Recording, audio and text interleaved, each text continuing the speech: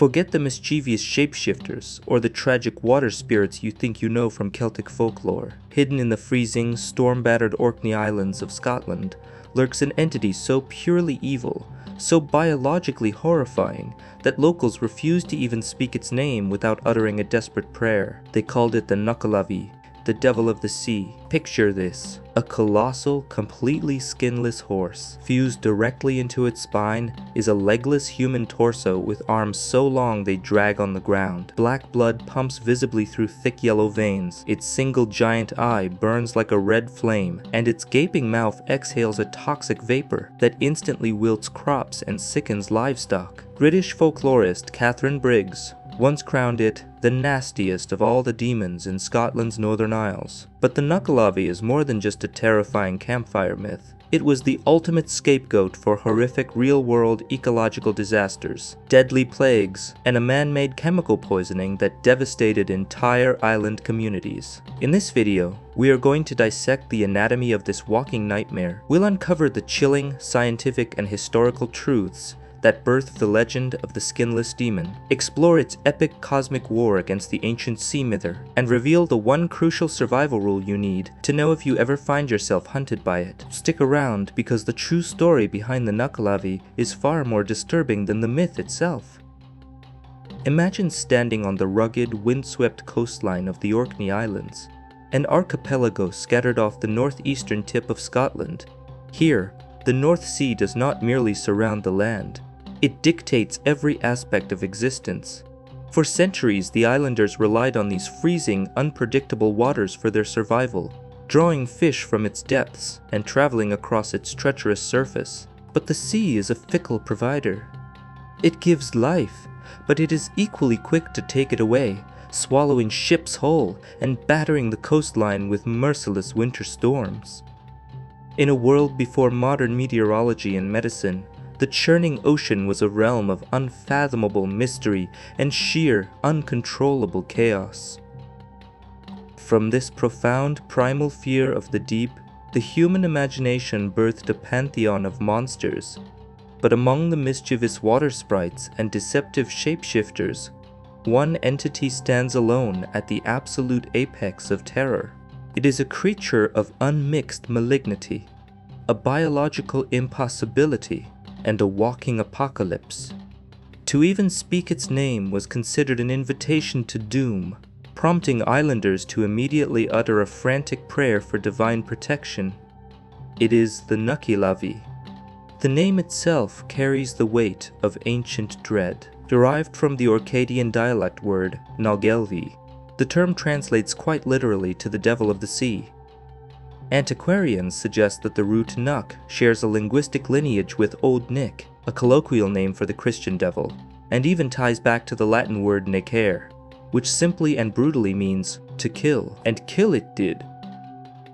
Unlike other mythical beings that might drown a foolish traveler or steal a wandering child, the Nuckelavee operated on a scale of mass destruction. It did not hunt for sustenance. It hunted to exact suffering, bringing famine, plague, and devastation to anyone unfortunate enough to live within its reach. To understand the sheer horror of the Nuckelavee, one must visualize a creature that defies every law of nature and biology. When viewed from a great distance, or perhaps obscured by the thick, rolling coastal fog, its silhouette might temporarily be mistaken for a massive man riding upon the back of a large horse. But as the creature draws near, the illusion shatters into a grotesque tableau of body horror. The Nuckelavee is not a rider and a mount. It is a single, horrifyingly fused composite of human and equine anatomy. It possesses the massive body of a horse, but its legs do not end in standard hooves. Instead, they terminate in wide, fleshy, fin-like appendages, a disturbing reminder of its aquatic origins. The equine head features an enormous, gaping maw that resembles the mouth of a whale or a pig, exhaling a pungent, toxic vapor that drops birds from the sky and instantly wilts the hardiest of crops. Most terrifying of all, the horse's face has no normal eyes. Sitting dead center in its skull is a single gigantic eye that burns with a fiery, unnatural red glow. Growing directly out of the horse's spine, fused seamlessly into the animal's back, is the torso of a man. This human half has no legs of its own.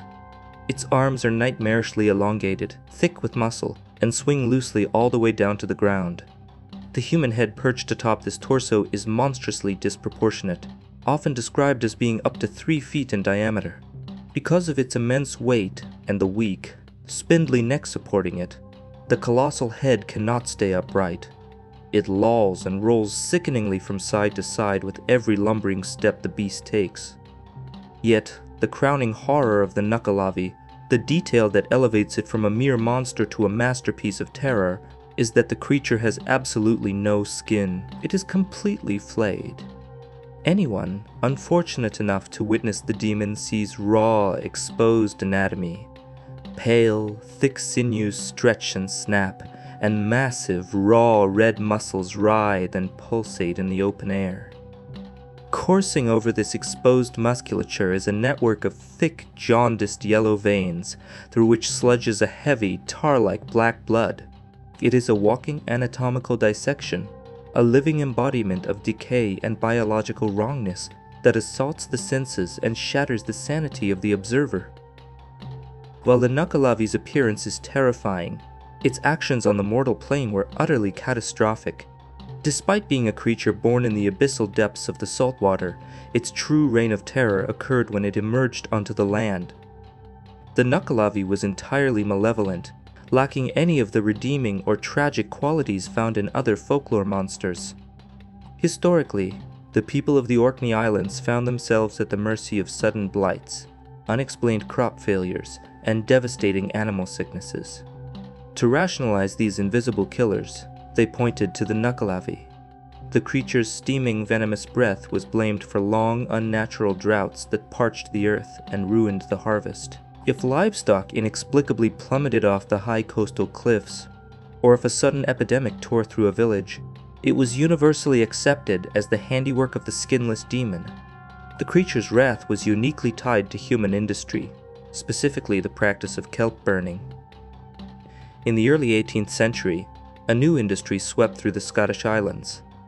Locals began harvesting massive amounts of seaweed or kelp and burning it in large stone trenches on the beaches to produce soda ash. This alkaline material was highly lucrative, exported to the mainland for the manufacture of soap and glass, and used to neutralize acidic soils.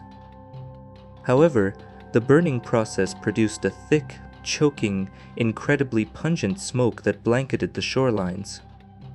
According to legend, the foul stench of burning kelp drove the Nuckelavee into an uncontrollable, murderous frenzy. In retaliation for the smoke, the demon would rise from the surf and exact a terrible revenge upon the islanders. The creature was specifically blamed for unleashing a highly contagious and fatal respiratory disease among the island's horses. This disease, known locally as mortashine, which modern veterinary science identifies as glanders-caused agonizing, festering ulcers in the animals and spread rapidly. The epidemic started on the island of Strandzee, the epicenter of the kelp industry, and swept mercilessly through every community that dared to burn the ocean's weeds. If the Nuckelavee is so unstoppable, so toxic, and so deadly, how do we know so much about its appearance? The answer lies in the rarest of things, a survivor's tale. In the late 19th century, a dedicated Orcadian folklorist named Walter Trail Dennison documented the only known first-hand account of an escape from the beast. After much persuasion, he extracted the story from an old, notoriously rough and foolhardy islander named Tammas. As the story goes, Tammas was walking home late one night under a canopy of stars. The moon was entirely absent, casting the world in deep, deceptive shadows. His path was a narrow, treacherous strip of land. To his left roared the crashing, salty waves of the dark ocean. To his right lay the still, deep, fresh waters of an inland loch. Suddenly, a massive shape materialized in the darkness ahead. As Tammas drew closer, the sickening details snapped into focus. He saw the flippered legs, the giant rolling head, the single blazing red eye, and the raw, skinless muscles pumping black blood. With the sea on one side and the loch on the other, Tammas had nowhere to hide. He knew that turning his back on a creature of pure evil meant instant death, so he stood his ground, muttering a desperate prayer to the heavens. The monster lunged, its massive, elongated human arms reaching down to snatch Tammas from the path. But Tammas, driven by pure survival instinct, did the only thing he could. He scrambled backward, his feet blindly hitting the shallow edge of the freshwater loch. As he stepped backward, his boots kicked up a violent spray of the loch's fresh water, splashing directly onto the Nuckelavee's exposed, fin-like legs. The reaction was instantaneous. The beast shrieked in agonizing pain. The Nuckelavee, born of the bitter salt sea, possesses a fatal, crippling intolerance to fresh water. The unexpected splash of the loch caused the monster to recoil in agony, buying Tammas a fraction of a second. Spotting a small, flowing stream nearby, a channel where the fresh water of the loch drained down into the sea, Tammas ran for his life. The demon recovered quickly, its horrific roars shaking the night air as it bounded after him, its long arms sweeping toward his back.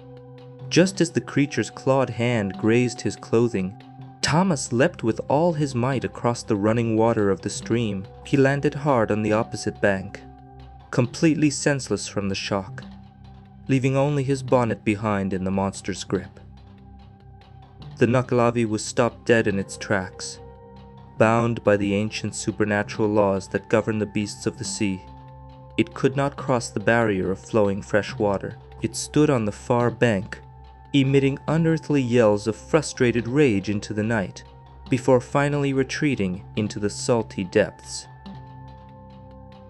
The fact that a splash of water and a narrow stream saved Tammas reveals a fundamental truth about Orcadian mythology.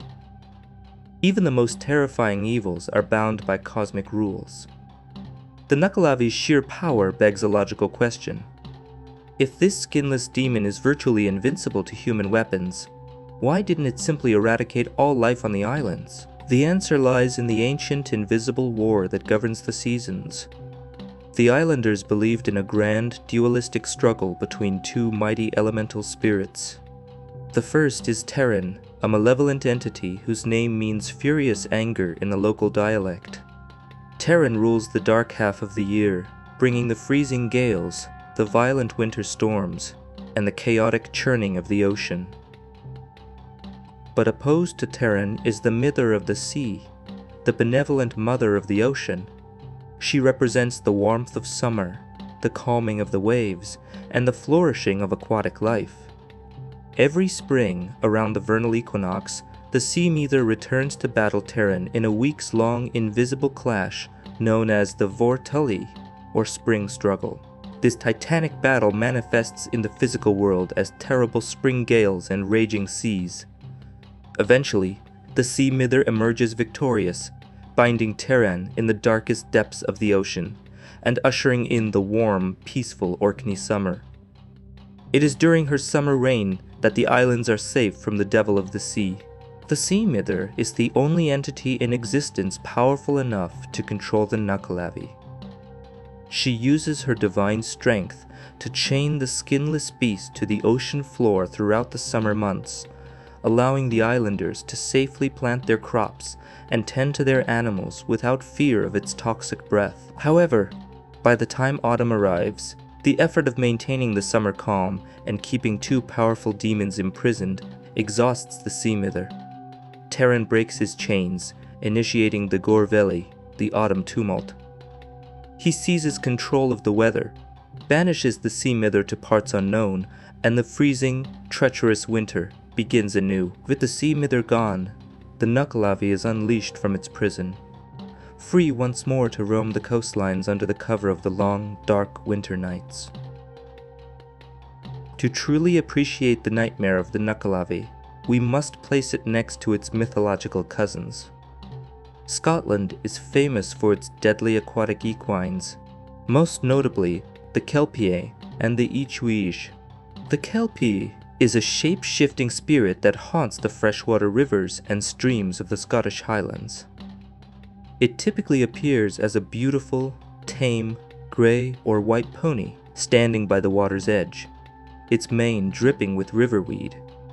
It acts as a deceptive lure, tempting weary travelers or playing children to climb onto its back. Once mounted, the victim is magically fused to the beast's hide, and the Kelpie plunges into the water to drown and devour its prey. The Each-Uisge, the water horse of the sea and deep lochs, operates on a similar principle but is vastly more vicious. It too uses deception. It can assume the form of a handsome man or a stunning horse to seduce its victims, only revealing its true, monstrous nature when it is too late. But the Nuckelavee has no time for seduction and no patience for trickery. It cannot change its shape. It does not possess the magic to disguise itself as a beautiful stallion or a charming human. It is trapped in its agonizing, flayed, asymmetrical body. While the Kelpie acts as a cautionary tale to keep children away from riverbanks, the Nuckelavee is the embodiment of existential terror for adults. A Kelpie might kill a single foolish traveler. The Nuckelavee can breathe a plague across a whole island and rot the food supply of 1,000 people. Even the Nuggle, another Shetland water horse recognized by its distinctive wheel-like tail, is largely considered a gentle prankster compared to the world-ending threat of the Orcadian sea devil. As humanity progressed into the scientific age, researchers and historians began to dissect the myth, searching for the real-world traumas that birthed the skinless horse. One of the earliest written accounts of the creature comes from a 1529 Latin manuscript titled Descriptions of Orkney, penned by an enigmatic author known as Joe Ben. In his detailed survey of the island of Stronsay, Joe Ben documented the terrified whispers of the locals regarding a monstrous, horse-like demon covered in marine plants that harassed the coastal inhabitants. This proves that the psychological shadow of the beast has loomed over the islands for half a millennium. But what created this specific visual horror? Modern scientists and historians point to several grim realities of island life. The most obvious inspiration comes from the ocean itself, in the form of whale falls and beached leviathans. When a massive whale dies and washes ashore, the decomposition process is horrific. Scavengers strip the skin away, revealing massive, unfamiliar musculature and exposed bone to an uneducated fisherman walking the beach at dusk. The rotting, misshapen, skinless remains of a large marine mammal could easily be interpreted as a sea demon. Furthermore, historical teratology, the study of biological abnormalities and birth defects, plays a significant role. Before the advent of modern genetics, the birth of a deformed animal was viewed as a terrifying supernatural omen. There are historical records in Europe of horses born with severe facial deformities that caused them to look disturbingly human, or livestock born with fused limbs. The sight of such tragic biological anomalies would have deeply traumatized small, superstitious communities, weaving the concept of a hybrid, flesh-twisted monster into the local lore. And what of the Nuckelavee's toxic breath and the terrible plagues of Mortashin? Science has an answer for that as well, and it is a tragic tale of environmental self-destruction. In 2006, scientists conducted chemical analyses of the ancient kelp, burning pits on the Scottish Islands. They discovered that the intense burning of massive quantities of seaweed released tremendous, lethal amounts of toxic arsenic into the local environment. The islanders were not being punished by a demon. They were accidentally poisoning their own air, their own soil, and their own livestock with heavy metals. The sudden death of their horses, the sickness in their communities, and the withering of their crops were the direct results of industrial arsenic pollution. The Nuckelavee was merely a mythical scapegoat for an invisible, man-made ecological disaster. Today, we know that Mortashin is a bacterial infection, that burning kelp causes arsenic poisoning, and that beached whales are not sea devils. Yet, the death of the literal belief in the Nuckelavee did not result in the death of the monster itself. In fact, freed from the confines of the Orkney coastlines, the Nuckelavee has invaded global pop culture, cementing itself as an icon of dark fantasy and body horror. In the world of tabletop role-playing games, the beast has found a welcoming home. In games like Dungeons & Dragons and Pathfinder, the Nuckelavee appears as a horrifying undead or fey abomination, a centaur-like sea creature that utilizes freezing water breath and terror auras, but strictly maintains its mythological weakness of being unable to cross fresh water. It also appears as a terrifying monstrous fusion in the Magic: The Gathering card game, heavily influencing the grotesque artwork of cards in the Shadowmoor and Eldritch Moon sets. In video games, it's Skinless. Terrifying visage makes for unforgettable boss encounters. In the 2004 action RPG, The Bard's Tale, the Nuckelavee is featured as a devastating boss accidentally freed by the protagonist, an event so catastrophic it warrants its own diegetic folk song recounting how the demon burned villages and ruined all the beer. In the sprawling, monster-hunting epic of The Witcher universe by Andrzej Sapkowski and CD Projekt Red, the Nuckelavee is firmly embedded in the official bestiary as a horrific, skinless entity with flaming eye sockets that brings crop failure to coastal regions. Fans of the genre have noted the monster as deep influence in games like Elden Ring, where community boss designs and the official putrescent knight draw heavy thematic inspiration from the flayed, fused anatomy of the Orcadian myth. In the beloved Shin Megami Tensei series, the Nuckelavee is meticulously rendered as a crudible demon, its design honoring the lore of the disease-spreading seahorse. Even literature and animation have embraced the nightmare. In Mike Mignola's legendary Hellboy comic universe, the Nuckelavee is a canonical ancient terror-haunting and elderly Scottish patriarch in the story Odd Jobs. In the hit western anime RWBY, the creature is adapted as a terrifying Grim, a high-level antagonist made of bone, muscle, and the embedded weapons of the warriors it has slain, terrorizing the protagonists with its independent humanoid and equine movements. And in the collaborative internet horror project known as the SCP Foundation, the creature is classified as SCP-3456. The Orcadian horsemen, who materialize at sites of mass tragedy to drag survivors away, yet are still utterly thwarted by running streams. The monster's thematic echoes can even be felt in Maggie Stiefvater's young adult novel, The Scorpio Races, which explores the terrifying, bloodthirsty nature of deadly ocean water horses. The Nuckelavee is a testament to the power of human storytelling. It was born in the freezing dark of the Orkney winters, a manifestation of the very real, very lethal threats of starvation, disease, and the unforgiving ocean. It is a creature without a shred of romance or nobility. It does not trick. It destroys. It does not bargain. It consumes. From its origins as an explanation for arsenic poisoning and rotting marine life, to its current status as a titan of digital and literary horror, the Devil of the Sea remains one of the most uniquely terrifying creatures ever conceived.